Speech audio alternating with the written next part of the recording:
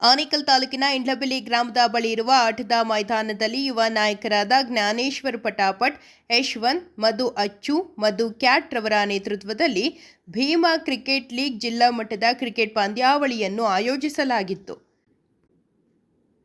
ಇನ್ನು Bima cricket league ಜಿಲ್ಲಾ ಮಟ್ಟದ ಕ್ರಿಕೆಟ್ ಪಂದ್ಯಾವಳಿಯಲ್ಲಿ ಸುಮಾರು 16 ತಂಡಗಳು ಭಾಗವಹಿಸಿದ್ರು. ಅದರಲ್ಲಿ ಮೊದಲನೇ ಬಹುಮಾನವನ್ನು ಗುಂಜೂರು ಫ್ರೆಂಡ್ಸ್ ತಂಡ ಪಡೆದುಕೊಂಡಿತ್ತು.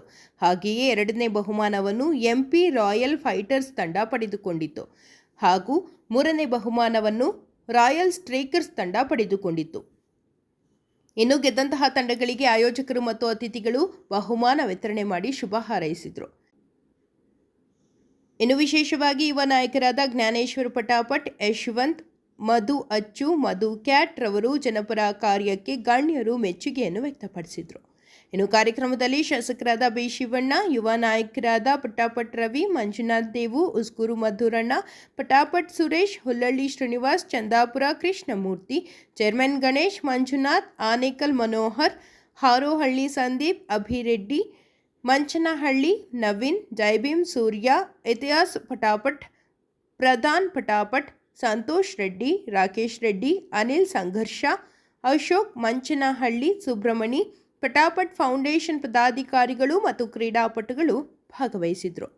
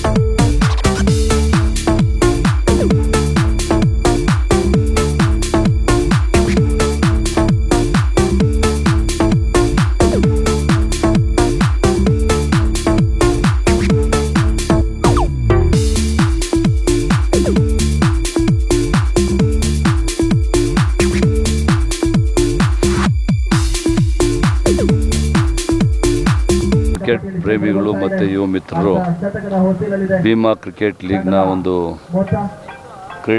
ಕ್ರಿಕೆಟ್ ಕ್ರೀಡೆಗಳನ್ನು ಇವತ್ತು ಭೀಮಾ ಕ್ರಿಕೆಟ್ ಲೀಗ್ನ ಒಂದು ಹೆಸರಿನಲ್ಲಿ ಇವತ್ತು ಆಯೋಜಿಸಿದ್ದಾರೆ. ಇತ್ತೀಚಿನ ದಿನಗಳಲ್ಲೆಲ್ಲ ಸುಮಾರು ವರ್ಷಗಳಿಂದ ಕ್ರಿಕೆಟ್ ಅಂತ ಹೇಳಿದ್ರೆ ತುಂಬ ಜನ ಇಷ್ಟಪಡುವಂಥ ಒಂದು ಕ್ರೀಡೆ. ಅದಕ್ಕೆ ಪ್ರೋತ್ಸಾಹ ಕೊಡುವಂಥ ನಿಟ್ಟಿನಲ್ಲಿ ನಮ್ಮ ಭಾಗದಲ್ಲೂ ಕೂಡ ಅಂತಾರಾಷ್ಟ್ರೀಯ ಮಟ್ಟದ ಒಂದು ಕ್ರಿಕೆಟ್ ಕ್ರೀಡಾಂಗಣವನ್ನು ಕೂಡ ನಿರ್ಮಾಣ ಮಾಡ್ತಾ ಇದ್ದೀವಿ. ನಿನ್ನೆ ತಾನೇ ಗುದ್ಲಿ ಪೂಜೆ ಆಗಿದೆ.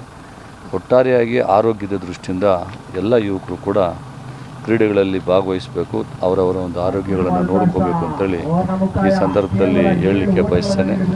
ಅದರ ಜೊತೆಯಲ್ಲಿ ವಿಶೇಷವಾಗಿ ಕ್ರೀಡೆ ಅಂತ ಹೇಳಿದ್ರೆ ಕ್ರೀಡಾ ಮನೋಭಾವದಿಂದ ಸ್ವೀಕಾರ ಮಾಡಬೇಕು. ಗೆಲುವು ಸೋಲು ಸಹಜ, ಗೆಲ್ಬೋದು ಅಥವಾ ಸೋಲ್ಬೋದು. ಗೆಲುವು ಸೋಲನ್ನು ಲೆಕ್ಕದಲ್ಲಿ ಇಟ್ಕೊಳ್ತೀರಾ ಕ್ರೀಡೆಗಳಲ್ಲಿ ಭಾಗವಹಿಸೋದೇ ಬಹು ಮುಖ್ಯ. ನಾವೆಲ್ಲ ಯುವಕರುಗಳು ಕೂಡ ಹೆಚ್ಚಿನ ಕ್ರೀಡೆಗಳಲ್ಲಿ ಭಾಗವಹಿಸಿ ಅವರ ಆರೋಗ್ಯವನ್ನು ನೋಡ್ಕೋಬೇಕು ಅಂತೇಳಿ ಈ ಸಂದರ್ಭದಲ್ಲಿ ಹೇಳಲಿಕ್ಕೆ ಬಯಸ್ತೇನೆ. ಇವತ್ತಿನ ದಿನ ನಮ್ಮ ಭೀಮಾ ಕ್ರಿಕೆಟ್ ಲೀಗ್ನವರು ನಮ್ಮ ಜ್ಞಾನೇಶ್ ಮತ್ತು ನಮ್ಮ ಪ್ರವೀಣ್, ಯಶವಂತ್, ಮಧು, ಧ್ರುವ ಇವರೆಲ್ಲ ಸ್ನೇಹಿತರೆಲ್ಲ ಸೇರಿ ಒಂದು ಕ್ರಿಕೆಟ್ ಟೂರ್ನಿಯನ್ನು ಮಾಡಿದ್ದಾರೆ. ಅದರಲ್ಲಿ ಈ ಜಾಗ ಬಹಳ ಅಚ್ಚುಮೆಚ್ಚು ಎಲ್ರಿಗೂ ಕೂಡ. ಈ ಆನೇಕಲ್ ತಾಲೂಕಲ್ಲಿ ನಮ್ಮ ಬಾಮೈದ ಮಂಜು ಇದನ್ನು ಪರ್ಮನೆಂಟಾಗಿ ಕ್ರಿಕೆಟ್ ಸ್ಟೇಡಿಯಂ ಮಾಡಿಬಿಡ್ಬೋದೇನೋ, ಅಷ್ಟು ತಂಡಗಳನ್ನು ಇಲ್ಲಿ ತರಿಸಿ ಆಡಿಸಿ ಎಲ್ರಿಗೂ ಚಿರಪರಿಚಿತವಾಗಿರ್ತಕ್ಕಂಥ ಜಾಗ. ಈ ಜಾಗದಲ್ಲಿ ನಮ್ಮ ಜ್ಞಾನೇಶು, ಇವರು ಯಶವಂತ್ ಇವರೆಲ್ಲ ಸೇರಿ ಮಾಡಿರ್ತಕ್ಕಂಥದ್ದು ಬಹಳ ಖುಷಿ. ಹುಡುಗರು ಯುವಕರು ಇವತ್ತಿನ ಕಾಲಘಟ್ಟದಲ್ಲಿ ಬೇರೆ ಚಟುವಟಿಕೆಗಳಲ್ಲಿ ಅದ್ರ ಕಡೆ ಗಮನ ಕೊಡದೆ ಕ್ರೀಡೆ ಬಗ್ಗೆ ಒಂದು ಗಮನವನ್ನು ಕೊಡ್ತಕ್ಕಂಥದ್ದು, ಅವರನ್ನು ಸೆಳೀತಕ್ಕಂಥ ಕೆಲಸವನ್ನು, ಅದು ಈ ಕ್ರಿಕೆಟ್ಗೆ ಬಹಳ ಶಕ್ತಿ ಇದೆ. ಯುವಕರನ್ನು ಸೆಳೆಯೋದಕ್ಕೆ ಕ್ರಿಕೆಟ್, ವಿಶೇಷವಾಗಿ ಕ್ರಿಕೆಟ್ಗೆ ಮಾತ್ರ ಆ ಒಂದು ಶಕ್ತಿ ಇದೆ. ಅದನ್ನು ಇತ್ತೀಚೆಗೆ ನಮ್ಮ ಆನೇಕಲ್ ತಾಲೂಕಲ್ಲಿ ಬಹುತೇಕ ಕರ್ನಾಟಕ ರಾಜ್ಯದಲ್ಲಿ ಆನೇಕಲ್ ತಾಲೂಕಲ್ಲಿ ನಡೀತಾ ಇರ್ತಕ್ಕಂಥ ಕ್ರಿಕೆಟ್ ಪಂದ್ಯಾವಳಿಗಳು ನಾನು ಕಂಡಂತೆ ಎಲ್ಲೂ ಕೂಡ ನಡೀತಾ ಇಲ್ಲ. ಹುಡುಗರನ್ನು ಸುಮ್ಮನೆ ಇರೋಕ್ಕೆ ಬಿಡದೆ ಕ್ರಿಕೆಟಲ್ಲಿ ಪಾಲ್ಗೊಂಡು ಕನಿಷ್ಠ ಅವರ ಮನಸ್ಥಿತಿಗಳನ್ನು ಕ್ರೀಡೆ ಕಡೆ ಬದಲಾವಣೆ ಮಾಡ್ತಕ್ಕಂಥ ಒಂದು ಕೆಲಸವನ್ನು ಮಾಡ್ತಿದ್ದಾರೆ. ಅದಕ್ಕೆ ಅವರಿಗೆ ನಾನು ಮೊದಲಿಗೆ ಅಭಿನಂದನೆಗಳನ್ನು ತಿಳಿಸ್ತೇನೆ. ಇದ್ರ ಜೊತೆಗೆ ಇವತ್ತು ಯುವಶಕ್ತಿಗೆ ಬಹಳ ಒಂದು ಜವಾಬ್ದಾರಿ ಇದೆ ಸಮಾಜದ ಮೇಲೆ. ಇವತ್ತು ಎಲ್ಲರೂ ಕೂಡ ಸಮಾಜದ ಮೇಲೆ ಒಂದು ಕಾಳಜಿಯನ್ನು, ಒಂದು ಜವಾಬ್ದಾರಿಯನ್ನು ಇಟ್ಕೋಬೇಕಾಗಿದೆ. ಯಾಕಂದರೆ ಕೇವಲ ನಾನು ನೋಡ್ದಂಗೆ ಕ್ರಿಕೆಟ್ ಅಂತ ಹೇಳಿದ್ರೆ, ಈಗ ನಮ್ಮ ಮಂಜು ಅಂದರೆ ಒಂದು ಕ್ರಿಕೆಟ್ ಆರ್ಗನೈಸ್ ಮಾಡಿದ್ರೆ ಒಂದು 500ರಿಂದ 1000 ಜನ ಅಲ್ಲಿ ಇರ್ತಾರೆ, 100% ಇದ್ದೇ ಇರ್ತಾರೆ. ಇನ್ನು ಸಣ್ಣ ಪುಟ್ಟ ಟೀಮ್ನವರು ಆರ್ಗನೈಸರ್ಸ್ ಎಲ್ಲ ಮಾಡಿದಾಗ ಯುವಕರು ಸೇರ್ತಾರೆ. ಆದರೆ ಸಾಮಾಜಿಕ ಸೇವೆ ಅಥವಾ ಯಾವುದೋ ಒಂದು ಸಾಮಾಜಿಕ ಪರವಾದ ಒಂದು ಸಂಬಂಧ, ಒಂದು ಹೋರಾಟಗಳನ್ನು ಮಾಡಬೇಕು ಅಂತ ಹೇಳಿದಾಗ ಸ್ವಲ್ಪ ನಮ್ಮ ಯುವಕರು ಹಿಂದೇಟು ಹೊಡಿತಾರೆ. ಅದರಲ್ಲಿ ಈಗಾಗಲೇ ಅನೇಕ ನಮ್ಮ ರಾಜ್ಯ ಇರ್ಬೋದು, ತಾಲೂಕು ಇರ್ಬೋದು, ದೇಶ ಇರ್ಬೋದು, ಅನೇಕ ಸಮಸ್ಯೆಗಳು ನಮ್ಮ ಮುಂದೆ ಕಾಣ್ತಾ ಇದೆ. ಆ ಸಮಸ್ಯೆಗಳನ್ನಿಟ್ಟು ಹೋರಾಟ ಮಾಡುವಂಥ ಸಂದರ್ಭದಲ್ಲಿ ಸ್ವತಂತ್ರ ಅಂದರೆ ವಾಲಂಟ್ರಿಯಾಗಿ ನಮ್ಮ ಹುಡುಗರು ಬಂದು ಅದಕ್ಕೆ ಸೇರಬೇಕು. ಇವತ್ತು ಯುವಶಕ್ತಿ ಏನು ಅಂತೇಳಿ ಇವತ್ತಿನ ಪೀಳಿಗೆ ಹುಡುಗರಿಗೆ ನಾನು ಹೇಳೋದು, ಇವತ್ತು ತಮಿಳುನಾಡಿನ TVK ಪಾರ್ಟಿ ಇವತ್ತೊಂದು ಪಕ್ಷನ ಅಧಿಕಾರಕ್ಕೆ ತರೋದಕ್ಕೆ ಕಾರಣ ಯಾರು ಅಂತ ಹೇಳಿದ್ರೆ ಯುವಶಕ್ತಿನೇ. ಹಾಗೆಯೇ ಈಗ ಯಾವುದೋ ಕಾಕ್ರೋಚ್ ಜನತಾ ಪಾರ್ಟಿ ಅಂತ ಬಂದಿದೆ. ಇಡೀ ದೇಶವನ್ನೇ, ಎಲ್ಲ ರಾಜಕೀಯ ಪಕ್ಷಗಳನ್ನು ಕೂಡ ತಲ್ಲಣಗೊಳಿಸಿರ್ತಕ್ಕಂತಹ ಒಂದು ಯುವಶಕ್ತಿ ಕಾಕ್ರೋಚ್ ಜನತಾ ಪಾರ್ಟಿ. ಇದಕ್ಕೆಲ್ಲ ಕಾರಣ ಯುವಶಕ್ತಿನೇ. ಹಾಗೆ ಒಂದು ಬದಲಾವಣೆ, ಈ ಪ್ರಕೃತಿಯಲ್ಲೇ ಬದಲಾವಣೆ ಅನ್ನೋದು ಇದೆ. ಸೊ ಹಾಗಾಗಿ ಯುವಶಕ್ತಿ ಆ ಒಂದು ಕಡೆನೂ ಕೂಡ ಗಮನ ಹರಿಸ್ಬೇಕು. ಈಗ ಆಟ ಆಡೋ ಸಂದರ್ಭದಲ್ಲಿ ಆಟ ಆಡಬೇಕು, ಮತ್ತು ಸಮುದಾಯಕ್ಕೆ ಅಥವಾ ಸಮಾಜಕ್ಕೆ ದುಡಿಯುವಂಥ ಸಂದರ್ಭ ಬಂದಾಗ ಸಮಾಜಕ್ಕೆ ದುಡಿಬೇಕು. ಇವೆಲ್ಲ ಇಟ್ಕೊಂಡ್ರೆ ಭವಿಷ್ಯದಲ್ಲಿ ನಮ್ಮ ರಾಜ್ಯ, ನಮ್ಮ ಊರು, ನಮ್ಮ ದೇಶ ಇದನ್ನು ಉಳಿಸ್ಕೊಳ್ಳೋದಕ್ಕೆ ಒಂದು ಅವಕಾಶ ಬರುತ್ತೆ ಅಂತೇಳಿ ನಾನು ಈ ಸಂದರ್ಭದಲ್ಲಿ ಹೇಳ್ತೇನೆ. ಮತ್ತೊಮ್ಮೆ ನಮ್ಮ ಏನು ಭೀಮೋತ್ಸವದ ಭೀಮಾ ಕ್ರಿಕೆಟ್ ಟೀಮ್ನವರು ಈ ಒಂದು ಟೂರ್ನಿಯನ್ನು ಆರ್ಗನೈಸ್ ಮಾಡಿದರು. ಭಾಳ ಯಶಸ್ವಿಯಾಗಿ ನಡೆದಿದೆ. ಇವತ್ತಿನ ಅಂತಿಮ ಪಂದ್ಯ ರನ್ನರ್ಸು ಮತ್ತು ವಿನ್ನರ್ಸ್ ಎರಡೂ ತಂಡಗಳು ಕೂಡ ನಾನು ಅಭಿನಂದನೆಗಳನ್ನು ಮನ್ನ ದೇವರು ನಮ್ಮ ಸ್ನೇಹಿತರು ಸುದೀರ್ಘವಾಗಿ ಇದರ ಬಗ್ಗೆ ಹೇಳಿದ್ದಾರೆ. ನಿಜವಾಗ್ಲೂ ಕೂಡ ಇವತ್ತು ಆನೇಕಲ್ ತಾಲೂಕಿನಲ್ಲಿ ಕ್ರಿಕೆಟ್ ಆಡ್ತಕ್ಕಂಥ ಯುವಶಕ್ತಿ ಬಹಳ ಇದೆ. ಅದಕ್ಕೆ ನಮ್ಮ ಬಾಮೈದದ ಮಂಜುನೇ ಅದರ ಬಗ್ಗೆ ಭಾಳಷ್ಟು ಇನ್ ಡೀಟೇಲಾಗಿ ಗೊತ್ತಿದೆ. ಒಂದು ಕ್ರಿಕೆಟ್ ಪಂದ್ಯ ಅಂತ ಇರ್ತಕ್ಕಂಥದ್ದು ಕೇವಲ ಅದು ಆಟ ಅಲ್ಲ, ಇಡೀ ಯುವಕರ ಶಕ್ತಿನ ಒಗ್ಗೂಡಿಸಿ ಮತ್ತು ಆರೋಗ್ಯಕರವಾದಂಥ ಒಂದು ಆಟವನ್ನು 16 ಮೋಸ್ಟ್ಲಿ ನನಗೆ ಗೊತ್ತಿದ್ದಂಗೆ 10 ವರ್ಷದಿಂದ ಆಡ್ತಾ ಬಂದಿದ್ದಾರೆ. ನಾನು ಪ್ರಾಮಾಣಿಕವಾಗಿ ಇವತ್ತು ನಾನು ಕೇಳೋಕ್ಕೆ ಬಯಸ್ತಾ ಇದ್ದೇನೆ. ಒಂದು ಕಡೆ ಮೊದಲನೇದಾಗಿ ಯಾರು ಈ BCI ಮಾಡಿದಿರ್ತಕ್ಕಂಥ ಜ್ಞಾನೇಶ್ವರು ಮತ್ತು ನಮ್ಮ ಸ್ನೇಹಿತರ ನಮ್ಮ ಕ್ಲಾಸ್ಮೇಟ್ ಅಶೋಕ್ ಅವ್ರ ಮಗನಾದಂಥ ನಮ್ಮ ಯಶವಂತು ಮತ್ತು ಮಧು ಇವರೆಲ್ಲ ಪ್ರಪ್ರಥಮವಾಗಿ ಒಂದು ಚೊಚ್ಚಲದಿದು ಕ್ರಿಕೆಟ್ ಆಡಿಸ್ಬೇಕಿಲ್ಲ ಅಂತ ಹೇಳಿದೆ. ಕ್ರಿಕೆಟ್ ಆಡಬೇಕು. ಮನುಷ್ಯನಿಗೆ ಬರೀ ಊಟ, ನಿದ್ದೆ, ವಸತಿ, ಕಾರ್ಯದ್ರೆ ಮನುಷ್ಯ ಚೆನ್ನಾಗಿರೋದಿಲ್ಲ. ಅದ್ರ ಜೊತೆಗೆ ಆಟ ಬೇಕು, ಪಂದ್ಯಾವಳಿಗಳು ಬೇಕು, ಸಂಗೀತ ಬೇಕು, ಸಾಹಿತ್ಯ ಬೇಕು, ಪುಸ್ತಕಗಳನ್ನ ಓದಬೇಕು. ಇವೆಲ್ಲರ ಜೊತೆಗೆ ಈ ಕ್ರಿಕೆಟ್ ಅನ್ನೋದು ಇತ್ತೀಚೆಗೆ ಭಾಳಷ್ಟು ಟ್ರೆಂಡಿಂಗ್ ಆಗಿರ್ತಕ್ಕಂಥದ್ದು. ಹಾಗಾಗಿ ನಾನು ಮತ್ತೆ ಸರ್ಕಾರನ ಪ್ರತಿ ಬಾರಿ ನಾನು ಎಲ್ಲೇ ಕರೆದ್ರೂ ಕೂಡ ನಂದು 1 ಅಂಶದ ಕಾರ್ಯಕ್ರಮ, ನನ್ನ ಹೋರಾಟ ಇದೆ. ಇವತ್ತಿನ ಮಟ್ಟದಲ್ಲಿ ಇವತ್ತು ಕ್ರಿಕೆಟದು ಈ ಇಶ್ಯೂ ಕ್ರಿಕೆಟ್ ಆ ತಂಡಗಳು ಮತ್ತು ಅಲ್ಲಿ ನಡೆರ್ತಕ್ಕಂಥ ಟೂರ್ನಮೆಂಟಿಗೆ ಎಲ್ಲ ಯುವಕರು ಆನೇಕಲ್ ತಾಲೂಕಲ್ಲಿ ತಮ್ಮಲ್ಲಿ ಕಳಕಳಿಯಿಂದ ಮನವಿ ಮಾಡ್ಕೊಳ್ತಾ ಇದ್ದಾನೆ. ಇವತ್ತು ಈ ಒಂದು ಮೈದಾನ ನಡೆಯುತ್ತೆ, ಇದು ನಾಳೆನದು ಕ್ಲೋಸ್ ಮಾಡಿಬಿಡ್ತಾರೆ. ಯಾಕೆ ಕ್ಲೋಸ್ ಮಾಡ್ತಾ ಇದ್ದಾರೆ ಅಂದರೆ ಯುವಕರು ಎಲ್ಲಿ ಹೆಚ್ಚಾಟ ಹೋಗ್ತಾರೋ ಅಲ್ಲಿ ಇನ್ಯಾರೋ ಒಂದು ದುಷ್ಟಶಕ್ತಿಗಳು ಮತ್ತು ಪಟ್ಟಭದ್ರ ಹಿತಾಸಕ್ತಿಗಳು ನೋಡಿ ಇವತ್ತು ಖಾಸಗಿ ಸಂಪೂರ್ಣವಾಗಿ ಯುವಶಕ್ತಿಯನ್ನು ನಾಶ ಮಾಡ್ತಾ ಇದ್ದಾರೆ. ಯುವಶಕ್ತಿ ಅಂತ ಹೇಳಿದ್ರೆ ಎಲ್ಲ ಒಗ್ಗೂಡ್ತಕ್ಕಂಥ ಒಂದು ಮೈದಾನ. ನಾನು ದಯವಿಟ್ಟು ಕಳಕಳಿಯಿಂದ ಎಲ್ಲಿರ್ತಕ್ಕಂಥ ನನ್ನ ಯುವಶಕ್ತಿ ಕೇಳ್ಕೊಳ್ತಾ ಇದ್ದೇನೆ, ಇವತ್ತು ನಿಮ್ಮ ಕಾಲಘಟ್ಟದಲ್ಲಿ ಏನಾದರೂ ನೀವು ಮೈದಾನವನ್ನು ಹೋರಾಟ ಮಾಡಿ ಪಡ್ಕೊಂಡು ಅಂದರೆ ಮುಂದೊಂದು ದಿನ ನೀವು ಗಿಲ್ಲಿ ದಾಂಡು ಎತ್ಕೊಂಡು ನಮ್ಮ ಥರ ಬರಬೇಕಾಗುತ್ತೆ. ನೀವು ಗಿಲ್ಲಿ ದಾಂಡು ಆಡಬೇಕಾ ಆಡಿ, ಮತ್ತು ಜೊತೆಗೆ ನೀವು ಕ್ರಿಕೆಟು ನಮ್ಮ ಹಕ್ಕಿದೆ, ಇದು ಮೈದಾನ ಕೇಳೋದು ನಮ್ಮ ಹಕ್ಕಿದೆ. ನಾನು ಹಿಂದೆನೂ ಕೂಡ ಆಗಲೇ ಒಂದು 2 ಅವರ್ ಹಿಂದೆ ನಾನು ಹೇಳಿದ್ದೇನೆ. ಮತ್ತು ಅನೇಕ ಯುವಕರು ಇದಕ್ಕೆ ಸ್ಪಂದಿಸಿದ್ರೆ ಹೌದು ಕ್ರಿಕೆಟ್ ಮೈದಾನ ಬೇಕು, ಮೈದಾನ ನೀವು ಕಾಸು ಕೊಟ್ಟು ತೊಗೊಡಿ ಅಂತ ನಾನು ಸರ್ಕಾರನ ಒತ್ತಾಯ ಮಾಡ್ತಾಯಿಲ್ಲ. ಈಗಾಗಲೇ ಏನು ನೀವು KHBಗೆ ನೀವು ಸಾವಿರಾರು ಎಕರೆಯನ್ನು ಅಕ್ವಿಸೇಷನ್ ಮಾಡ್ಕೊಂಡಿದ್ರ, ಆದ್ಗಂಡಲ್ಲೆಲ್ಲ ಆಗಿರ್ಬೋದು, ಅಂದೆಣ್ಣೆಲ್ಲ ಆಗಿರ್ಬೋದು, ಈ ಎಲ್ಲನೂ ಕೂಡ ದಯವಿಟ್ಟು 10 ಎಕರೆ ಕೊಡಿ. ನಮ್ಮ ಹಕ್ಕು ಅದು, ನಮ್ಮ ಸಂವಿಧಾನದ ಹಕ್ಕು. ನೀವು ನನಗೆ ಕೊಡಬೇಕು. ನನಗೆ ಇಲ್ಲಿ ಸರ್ಕಾರದಲ್ಲಿ ಒಂದು ಯುವ ಕ್ರೀಡೆ ಅಂತ ಇದೆ, ಯುವಶಕ್ತಿ ಯುವ ಕ್ರೀಡೆ ಅಂತ ಇದೆ, ಒಂದು ಇಲಾಖೆ ಇದೆ. ಏನು ಮಾಡ್ತಾ ಇದ್ದೀರಾ ನೀವು? KHB ಬರುತ್ತೆ, ನಮ್ಮದು ಲೂಟಿ ಮಾಡ್ಕೊಂಡು ಹೋಗ್ತಾ ಇದ್ದಾರೆ. 10,000 ಎಕರೆ ಮೇಲೆ KHB ಲೂಟಿ ಮಾಡಿದೆ, KHB 1,000 ಎಕರೆ ಲೂಟಿ ಮಾಡಿದೆ. ಬರೀ ಸರ್ಕಾರಗಳು ನಮ್ಮ ರೈತರ ಜಮೀನನ್ನು ಲೂಟಿ ಮಾಡಿದೆ ಅಷ್ಟೇ ನಿಮ್ಮ ಕೆಲಸನ. ಯಾಕೆ ನಿಮ್ಗೆ ಜವಾಬ್ದಾರಿ ಇಲ್ವಾ? ಯಾವ ಜನ ಸರ್ಕಾರಕ್ಕೆ ಓಟಾಗಿ ಗೆಲ್ಸಿರ್ತಕ್ಕಂಥ ಈ ಯುವಶಕ್ತಿಗೆ ಒಂದು ಮೈದಾನ ಕೊಡಬೇಕಿರ್ತಕ್ಕಂಥ ಕನಿಷ್ಠ ಕಾಳಜಿ ಇಲ್ಲ ಅಂತ ಹೇಳಿದ್ರೆ ನೀವು ಯಾವ ಸರ್ಕಾರದಲ್ಲಿ ಮುಂದುವರಬೇಕು ಅನ್ನೋದು ನನ್ನ ಪ್ರಶ್ನೆ. ನಾವು ಮತ್ತೊಂದು ಸಾರಿ ಹೇಳ್ತಾ ಇದ್ದೇವೆ, ಈಗಾಗಲೇ 8 ದಿನ ಆಗಿದೆ ನನ್ನ ಕರೆ ಕೊಟ್ಟು, 8 ದಿನ ಇವತ್ತಾಗಿದೆ. ನನ್ನ ಎಲ್ಲ ಯುವಶಕ್ತಿ, ವಿಶೇಷವಾಗಿ ಕ್ರಿಕೆಟ್ ಮಂದಿ ಏನಿದ್ದಾರೆ ಅವರೆಲ್ಲರೂ ಕೂಡ ಇವತ್ತು ನನ್ನ ಜೊತೆಯಲ್ಲಿ ಮಾತುಕತೆಯಲ್ಲಿದ್ದಾರೆ ಮತ್ತು ಎಲ್ಲರೂ ಬೆಂಬಲ ಬೆಳೆಸ್ತಾ ಇದ್ದಾರೆ. ನೀವು ಒಂದು ಪಕ್ಷ ಏನಾದ್ರೂ ಕೂಡ 1ನೇ ತಾರೀಕು ಅಂದರೆ ಈ ನೆಕ್ಸ್ಟ್ ಮಂತ್ 1ನೇ ತಾರೀಕು ಒಳಗಡೆ ನೀವೇನಾದ್ರೂ ಶಾಸಕರಾಗಿರ್ಬೋದು ಅಥವಾ MP ಗಳಾಗಿರ್ಬೋದು, ನಮ್ಮ irrespective the party I'm talking about, ನಾನು JDS ಇದ್ರ ಬಗ್ಗೆ ರಾಜಕಾರಣ ಮಾಡ್ತಾಯಿಲ್ಲ, BJP ದಳ ಕಾಂಗ್ರೆಸ್ಸಲ್ಲಿ ಇಲ್ಲಿರ್ತಕ್ಕಂಥ ಪಕ್ಷ ಯುವ ಪಡೆ. ಇದು ನಿಮ್ಮ ಜವಾಬ್ದಾರಿ, ಸರ್ಕಾರದ ಕಾನ್ಸ್ಟಿಟ್ಯೂಷನಲ್ ರೆಸ್ಪಾನ್ಸಿಬಿಲಿಟಿ. ನೀವು ಹೇಗೆ ನಮ್ಮ ತಂದೆ ತಾಯಿಗಳನ್ನ ಒದ್ದು ಅಕ್ವಿಸೇಷನ್ ಮಾಡ್ತಾ ಇದ್ದಾರೋ ನೀವು ನಮ್ಗೆ ಕೊಡಿ. ಮೊದಲನೇದಾಗಿ ಇವತ್ತೇನು ಆದ್ಗಂಡಲ್ಲಿ 1,000 ಎಕರೆ ಅಲ್ಲ 10 ಎಕರೆ ಕೊಡಿ ನಮಗೆ. ಈಗ ಸೂರ್ಯ ಸಿಟಿಯಲ್ಲಿ ಇದೆ, ಅಲ್ಲೇ 10 ಎಕರೆ ಕೊಡಿ. ಸರ್ಜಾಪುರದಲ್ಲಿ ನೀವು ಮಾಡ್ತಾರೆ 10 ಎಕರೆ ಕೊಡಿ, ನಾನು ಕೇಳ್ಕೊಳ್ತಾ ಇದ್ದೇನೆ. ನಿನ್ನೆ ತಾನೇ ಅಂತಾರಾಷ್ಟ್ರೀಯ ಒಂದು ಕ್ರೀಡಾಂಗಣ ಪ್ರಾರಂಭ ಮಾಡಿದೆ ಸರ್, 100 ಎಕರೆದಲ್ಲಿ ಕ್ರಿಕೆಟ್ ಕ್ರೀಡಾಂಗಣ ಮಾಡಿದಂಥದ್ದು ಸರ್ಕಾರ. ಸಾಲಲ್ವಾ ಪ್ರತಿಭೆಗಳಿಗೆ ಅಂತ? ಎಸ್, ನಾನು ಅದ್ರ ಸರ್ 1,500 ಕೋಟಿ ಏನು ಈಗ ಮಾಡಿದ್ದಾರೆ, ಸುಮಾರು 1,500 ಕೋಟಿ ಟೋಟಲ್ ಪ್ರಾಜೆಕ್ಟ್ 1,500 ಕೋಟಿ. ಮೊದಲನೇ ಭಾಗದಲ್ಲಿ 950 ಕೋಟಿ ಮಾಡ್ತಾ ಇದ್ದಾರೆ. ಈ 950 ಕೋಟಿಯಲ್ಲಿ ಮೊದಲನೇದಾಗಿ 80 ಎಕರೆ ಜಮೀನು, 100 ಎಕರೆ ಜಮೀನನ್ನು ಇಟ್ಟು 80 ಎಕರೆ ನೀವು ಜಮೀನನ್ನು ಮಾಡ್ತಾ ಇದ್ದೀರಾ. ನಾನು ಸ್ವಾಗತ ಮಾಡ್ತೇನೆ. ಇದು ದೇಶಕ್ಕೆ ಸಂಬಂಧಪಟ್ಟಿದ್ದು, ಇದು ಕರ್ನಾಟಕಕ್ಕೆ ಅಥವಾ ಕರ್ನಾಟಕ ಸರ್ಕಾರ ಅಲ್ಲ, ದೇಶದಲ್ಲಿ ಅತಿ ದೊಡ್ಡ ಕ್ರೀಡಾಂಗಣ ಬಂದಿರತಕ್ಕಂಥ ನಮ್ಮೆಲ್ಲರ ಹೆಮ್ಮೆ. ಆದರೆ ನಮ್ಮ ಸ್ಥಳೀಯನಾಗಿ ನನ್ನ ಯುವಕರಿಗೆ ಅದೇನಾದರೂ ಅನುಕೂಲ ಆಗ್ತಾ ಇದೆಯಾ? ಇವತ್ತು ಚಿನ್ನಸ್ವಾಮಿ ಕ್ರೀಡಾಂಗಣ ಇದೆ, ಆ ಕಡೆ ಕಂಠೀರವ ಇದೆ. ನನ್ನ ಸ್ಥಳೀಯ ಗ್ರಾಮೀಣ ಯುವಶಕ್ತಿ ಅಲ್ಲಿ ಹೋಗಿ ಆಟ ಆಡೋಕ್ಕಾಗುತ್ತಾ? ಅದು ಶ್ರೀಮಂತರ, ಅದು ಉಳ್ಳವರ ಕ್ರೀಡಾಂಗಣ. ಇವತ್ತು ಯಾರೋ ಕೊಹ್ಲಿ ಬರ್ತಾರೆ, ಯಾರೋ ಧೋನಿ ಬರ್ತಾರೆ, ಯಾರೋ ರಾಹುಲ್ ಡ್ರಾ ಬರ್ತಾರೆ. ನನ್ನ ಯುವಶಕ್ತಿಯಲ್ಲಿ ಹೋಗ್ಬೇಕಂದ್ರೂ 500 ರೂಪಾಯಿ ಟಿಕೆಟ್ ತೊಗೊಂಡು ಒಳಗಡೆ ಹೋಗ್ಬೇಕು. ಜೊತೆಗೆ ಅದನ್ನು ಕ್ರೀಡಾಂಗಣ ನಿರ್ಮಾಣ ಮಾಡಿ BCC ಕೊಡ್ತಾರೆ, BCC hand over Bharat cricket club ಕೊಡ್ತಾರೆ. ಅಲ್ಲಿರ್ತಕ್ಕಂಥ ಯಾವುದೇ ಉದ್ಯೋಗವೂ ನಮ್ಗೆ ಸಿಗೋಲ್ಲ, ಅಲ್ಲಿ ಕಸ ಗುಡಿಸೋ ಕೆಲಸ ನಮ್ಗೆ ಸಿಗೋದಿಲ್ಲ ಅಂತ ನಾವೇನು ಅದನ್ನು ಎಗನಿಸ್ಟ್ ಮಾಡ್ತಾಯಿಲ್ಲ. ಇವತ್ತು BCCಗೆ ಹೋದರೆ ಅಲ್ಲಿರ್ತಕ್ಕಂಥ ಯಾರೋ ನಾರ್ತ್ ಕರ್ನಾಟಕದವ್ರು ನಾರ್ತ್ ಇಂಡಿಯವ್ರು ಬರ್ತಾರೆ, ಅದು ಅಲ್ಲಿ ಹೋಗ್ತಾರೆ. ಅದು ಭಾಳ ಹೈಟೆಕ್ ಇದೆ. ಈಗ ನಮ್ಮ ಸಚಿವರು ಹೇಳಿದ್ದಾರೆ, ಅಲ್ಲಿ ಈ ಹೋಟ್ಲ್ ಬರುತ್ತೆ, ಏನದು ಸ್ಟಾರ್ ಹೋಟ್ಲ್ ಬರುತ್ತೆ. ಯಾರು ನಮ್ಮ ಹುಡುಗರು ಸ್ಟಾರ್ ಹೋಟ್ಲ್ ಹೋಗ್ತಾರೆ? ಏನು ರೈತರ ಮಕ್ಕಳು ಸ್ಟಾರ್ ಹೋಟ್ಲ್ ಇರ್ತಾರಾ? ಇಲ್ಲ ನಮ್ಮ ಬಡವ್ರ ಮಕ್ಕಳು ಸ್ಟಾರ್ ಹೋಟ್ಲಲ್ಲಿ ಬರ್ತಾ ಇರ್ತಕ್ಕಂಥಲ್ಲಿ ಇಂಟರ್ನ್ಯಾಷನಲ್ ಪೇರ್ ಬರ್ತಾರೆ. ಇದರಿಂದ ಇವತ್ತು ನಾನು ಕೇಳ್ತಾ ಇರ್ತಕ್ಕಂಥದ್ದು ಬಡವ್ರ ಪರ, ನಮ್ಮ ರೈತರ ಮಕ್ಕಳ, ನಮ್ಮ ಗ್ರಾಮೀಣ ಯುವಕರ ಪರವಾಗಿ ನಾನು ಕೇಳ್ತಾ ಇದ್ದೀನಿ. ಅದು ಶ್ರೀಮಂತರದಿದೆ, ಅದು ದೊಡ್ಡ ದೊಡ್ಡ ಇಂಟರ್ನ್ಯಾಷನಲ್ ಪ್ಲೇಯರ್ಸ್ ಬರ್ತಾರೆ. ಕ್ರೀಡೆಗಳು ಕೂಡ ಕ್ರೀಡಾಂಗಣ ಮಾಡ್ತಾರೆ ಅಂತ ಹೇಳ್ತಾರೆ. ಇತರ ಕ್ರೀಡಾಂಗಣದಲ್ಲಿ ಎಷ್ಟು ಜನ ಕ್ರೀಡಾಂಗಣದಲ್ಲಿ ಹೋಗೋಕ್ಕಾಗುತ್ತೆ? ನಾನು ಕೇಳ್ತಾ ಇರ್ತಕ್ಕಂಥದ್ದು ಪ್ರತಿದಿನ ಪ್ರಾಕ್ಟೀಸ್ ಮಾಡೋದಕ್ಕೆ ಖಂಡಿತವಾಗಿ ಸ್ಥಳೀಯರ ಅವಕಾಶ ಕೊಡ್ತಾರಲ್ಲ, ನಮಗೆ ಶಾಸಕರು ಉತ್ತರ ಕೊಡಬೇಕು. ಇವತ್ತು ನಾನು ಕೇಳ್ತಾ ಇದ್ದೀನಿ. ಆಯಿತು, ಒಳ್ಳೆ ಪ್ರಶ್ನೆ. ಇವತ್ತು ನಮ್ಮ ಸುಮಾರು ನಾನು ಹೇಳಿದ್ದೇನೆ 1 ಲಕ್ಷಕ್ಕೂ ಹೆಚ್ಚಿನ ಜನ ಯುವಕರಿದ್ದಾರೆ. ಇವತ್ತು 1 ಲಕ್ಷಕ್ಕೆ ಹೆಚ್ಚಿನ ಜನ ಕ್ರೀಡಾ ಪ್ರೇಮಿಗಳಿದ್ದಾರೆ. ದಯವಿಟ್ಟು ನಾನು ನೇರವಾಗಿ ಶಾಸಕರನ್ನ ನಾನು ದ್ವೇಷದಿಂದ ಮಾತಾಡ್ತಾ ಇಲ್ಲ. ಇವತ್ತು ನಮಗೂ ಕೂಡ ಗೊಂದಲ ಇದೆ. ನೀವು 80 ಎಕರೆ ತೊಗೊಂಡಿದ್ದೀರಾ, ಸ್ಥಳೀಯ ತಂಡಗಳಿಗೆ ನೀವು ಪ್ರತಿದಿನ ಆಟ ಆಡೋದಕ್ಕೆ ಅಲ್ಲಿ ಅವಕಾಶ ಕೊಡ್ತೀರಾ? ಇಲ್ಲ, ಒಂದು ಪ್ರಶ್ನೆ. ಕೊಡ್ತೀರಾ?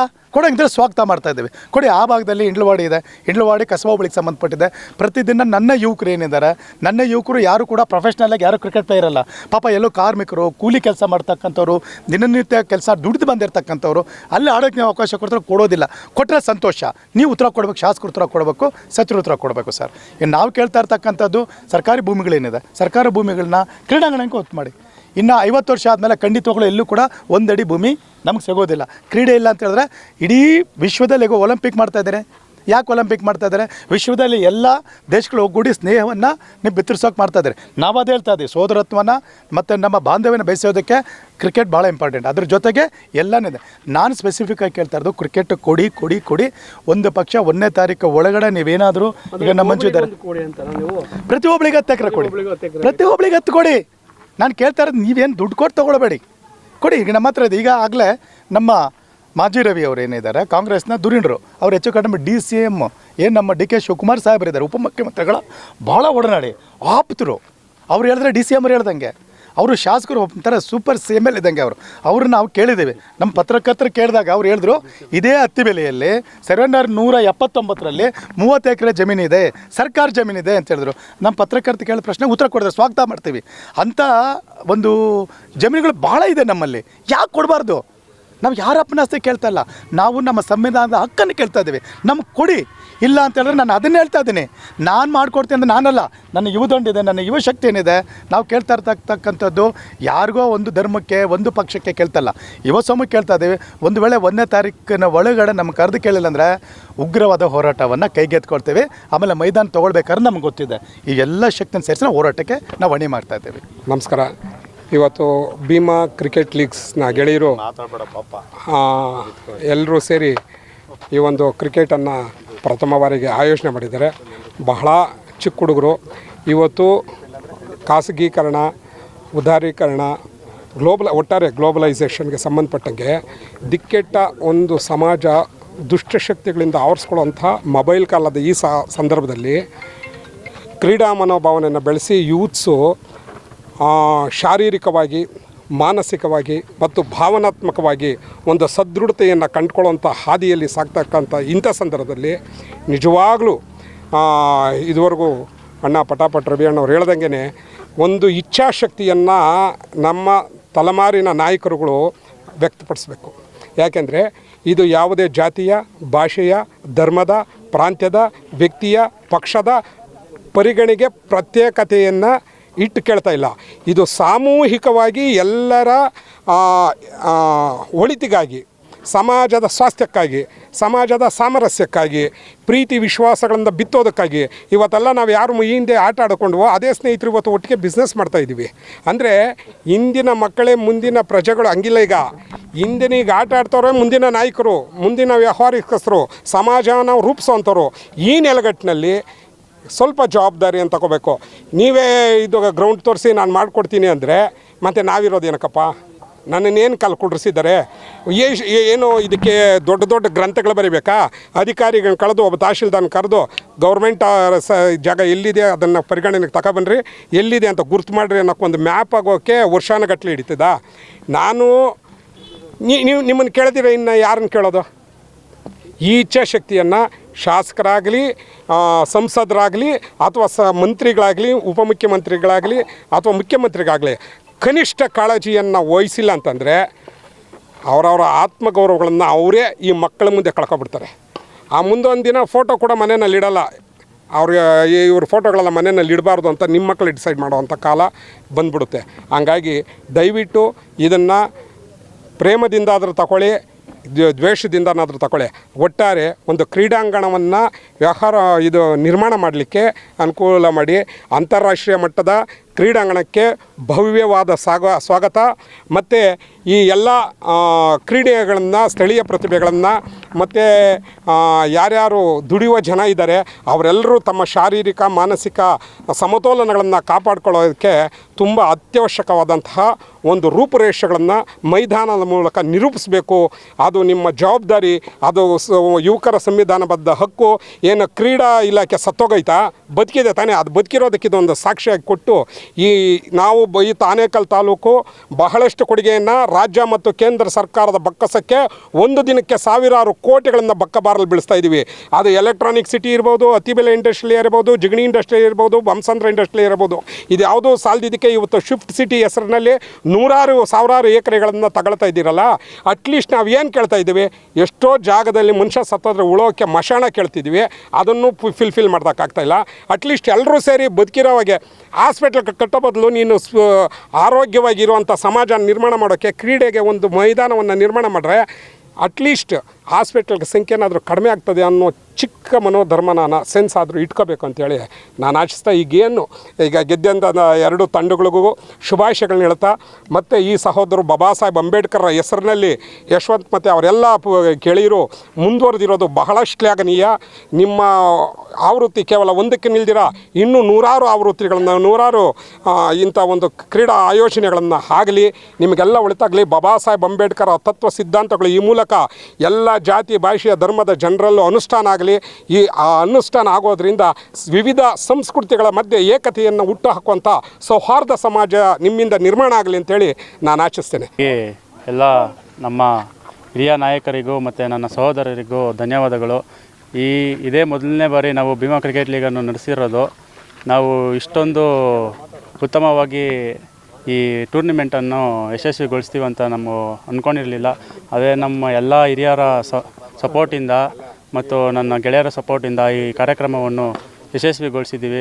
ಅವರೆಲ್ಲರಿಗೂ ನನ್ನ ತುಂಬ ಹೃದಯದ ಧನ್ಯವಾದಗಳು. ಇದು ಭೀಮಾ ಕ್ರಿಕೆಟ್ ಲೀಗ್ ಸೀಸನ್ 1 ಅಂತ ಮೊದಲನೇ ಬಾರಿ ನಾವು ಎಲ್ಲ ಸಣ್ಣ ಹುಡುಗರು ನಮ್ಮ ಜೊತೆ ಸಾಥ್ ಕೊಟ್ಟು ತಾಲೂಕಿನ ಹಿರಿಯರು, ನಮ್ಮ ಅಣ್ಣಂದಿರು, ನಮ್ಮ ಫ್ಯಾಮಿಲಿ ಮೆಂಬರ್ಸ್ ಆಗಿರ್ಬೋದು ಅಥವಾ ಹಿರಿಯ ನಾಯಕರು ಯಾರ್ಯಾರು ನಮಗೆಲ್ಲ ಸಹಾಯ ಮಾಡಿದಾರೋ ಅವ್ರಿಗೆಲ್ಲ ನಾನು ತುಂಬ ಹೃದಯದ ಧನ್ಯವಾದಗಳನ್ನ ಹೇಳ್ತೀನಿ. ನಾವು 4 ಜನ, ಯಶವಂತ್, ಅಚ್ಚು, ಕ್ಯಾಟ್ ಅಂತ ನಾವು 4 ಜನ ಫಸ್ಟು ನಮಗೆ ಬಂದಂಥ ಥಾಟ್. ಈ ಒಂದು ನಮ್ಮ ಇಚ್ಛೆಗೆ ಶಕ್ತಿ ಕೊಟ್ಟಂಥ ನನ್ನ ಎಲ್ಲ ಫ್ರೆಂಡ್ಸ್ ಯಾರ್ಯಾರಿದ್ದಾರೋ ಅವರೆಲ್ಲರಿಗೂ ನಾನು ತುಂಬ ಥ್ಯಾಂಕ್ಸ್ ಹೇಳ್ತೀನಿ. ಈ ಕಾರ್ಯಕ್ರಮಕ್ಕೆ ಬಂದು ಎಲ್ಲ ಟೀಮ್ಸ್ ಪಾರ್ಟಿಸಿಪೇಟ್ ಮಾಡಿ ಯಾವುದೇ ಗೊಂದಲಗಳು ಇಲ್ಲದೆ ತುಂಬ ಕ್ಲೀನಾಗಿ ತುಂಬ ಅಚ್ಚುಕಟ್ಟಾಗಿ ಈ ಕಾರ್ಯಕ್ರಮವನ್ನು ನಡೆಸ್ಕೊಟ್ಟಿದ್ದಾರೆ. ಇದಕ್ಕೆ ಆಮೇಲೆ ಗೆದ್ದಂಥ ತಂಡಗಳಿಗೆ ನಾನು ಕಂಗ್ರ್ಯಾಚುಲೇಷನ್ಸ್ ಹೇಳ್ತೀನಿ. ಇನ್ನು ಯಾವುದೇ ರೀತಿಯಲ್ಲೂ ನಮಗೆ ಸಹಾಯ ಮಾಡಿದರು. ಸಣ್ಣದಾಗಿ ಪಿಚ್ ಕ್ಲೀನ್ ಮಾಡೋದಿರ್ಬೋದು, ನಮಗೆ ಟೆಂಟ್ ಹಾಕೊಟ್ಟವ್ರು ಪ್ರತಿಯೊಬ್ಬರು ನಾವಿರಲಿ ಇಲ್ದಿರೋ ಹೋಗಲಿ ಬಂದು ನಮ್ಮ ಕಾರ್ಯಕ್ರಮವನ್ನು ನಡೆಸ್ಕೊಟ್ಟಿದ್ದಾರೆ. ನಾವು ಹೇಳಿದಂಥ ಮಾತನ್ನು ಕೇಳಿ ರೆಸ್ಪಾಂಡ್ ಮಾಡಿ ತುಂಬ ಪಾಸಿಟಿವ್ ವೇನಲ್ಲಿ ಈ ಕಾರ್ಯಕ್ರಮನ ನಡೆಸ್ಕೊಟ್ಟಿದ್ದಾರೆ. ನಾವು ನಿಯರ್ಲಿ 1.5 ಮಂತಿಂದ ನಾವು ಇದಕ್ಕೆ ಕಷ್ಟ ಬಿದ್ದಿರೋದು.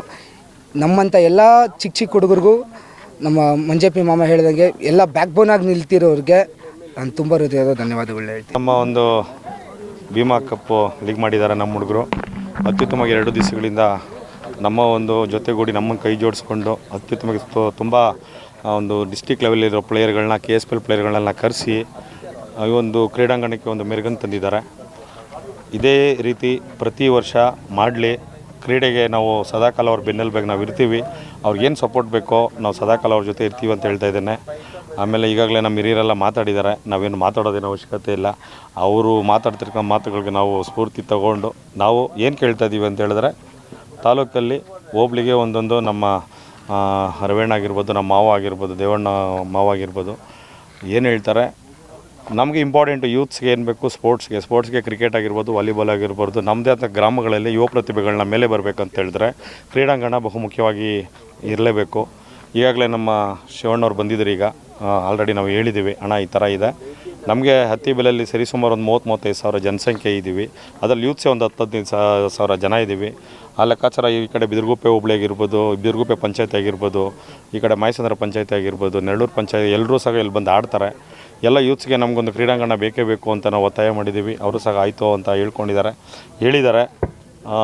ಮತ್ತು ಈ ಒಂದು ನಮ್ಮ ಏನು ಯೂತ್ಸು ಜೈ ಭೀಮಾ ಕ್ರಿಕೆಟ್ ಲೀಗ್ ಏನು ಮಾಡಿದ್ದಾರೆ ಅವರೆಲ್ರಿಗೂ ನಾವು ಸದಾಕಾಲ ಕೈ ಜೊತೆ ಇರ್ತೀವಿ. ನೀವು ಸಹ ಮಾಧ್ಯಮದವರು ಅವ್ರ ಜೊತೆ ಇರಿ ಅಂತ ಹೇಳ್ತಾ, ಮೊದಲನೇದಾಗಿ ವಿನ್ನರ್ಸ್ ಹಾಗೂ ರನ್ನರ್ಸ್ ಅವರಿಗೆ ಕಂಗ್ರ್ಯಾಚುಲೇಷನ್ಸ್ ಹೇಳ್ತಾ, ನನ್ನ ಸ್ನೇಹಿತರಾದ ಜ್ಞಾನೇಶ್ವರ್ ಪಟಾಪಟ್ ಹಾಗೂ ಯಶವಂತ್ ಅಶೋಕ್ ಅವರು ಈ ಕಾರ್ಯಕ್ರಮವನ್ನು ಹೋಸ್ಟ್ ಮಾಡಿದ್ದಾರೆ. ತುಂಬ ಯಶಸ್ವಿಯಾಗಿ ನಡೆದಿತ್ತು. ಹಾಗೆ ನನ್ನ ಸ್ನೇಹಿತರೆಲ್ಲ ಬಂದು ಸಹಕರಿಸಿ ಕಾರ್ಯಕ್ರಮವನ್ನು ಯಶಸ್ವಿಗೊಳಿಸಿ ಮಾಡಿದ್ದಾರೆ. ಎಲ್ಲರಿಗೂ ಧನ್ಯವಾದಗಳು.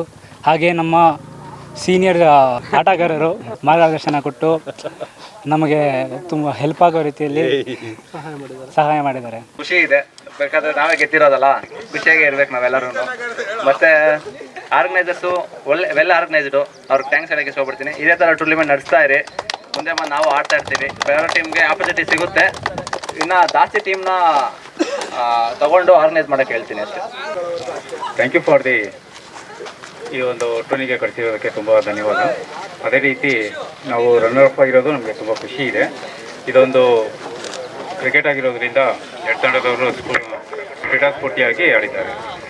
ಸೊ ಇನ್ನು ಮುಂದಿನ ತಿಂಗಳಲ್ಲಿ ಇನ್ನೂ ಚೇತವಾಗಿ ಈ ಕ್ರೀಡೆ ನಡೀಬೇಕಾಗಿ ನನ್ನಲ್ಲಿ ವಿನಂತಿ.